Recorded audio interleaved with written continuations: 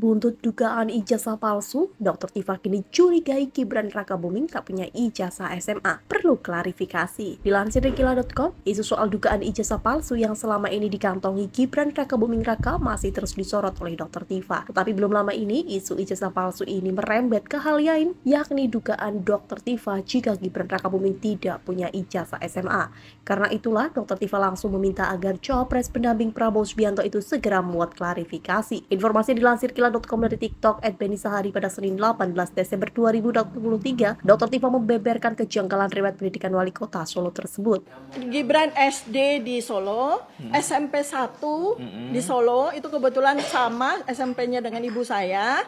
Setelah itu agak blank. Gibran SD di Solo, SMP 1 di Solo, itu kebetulan sama SMP-nya dengan ibu saya. Setelah itu agak blank lanjutnya. Setelah itu agak blank. Jadi apakah kemudian Gibran itu melanjutkan ke SMA di Solo? Karena juga ada kabar yang belum verified. Kemudian, setelah itu agak blank, apakah kemudian Gibran itu melanjutkan ke SMA di Solo? Karena juga ada kabar yang belum verified sambungnya kembali. Kabar yang belum verified yang dimaksud adalah Gibran dikabarkan pernah bersekolah di SMA 1 Solo. Makanya Gibran perlu klarifikasi apakah benar Gibran sempat sekolah SMA di SMA 1 Solo.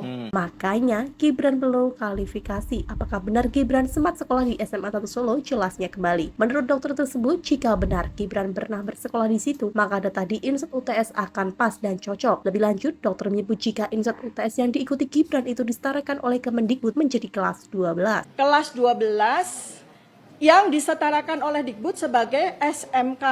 Nah, ini saya juga nggak ngerti ini kenapa Kemendikbud itu menyetarakan suatu preparation program untuk seseorang masuk universitas di Australia itu. Kelas 12 yang disetarakan Dikbud sebagai SMK?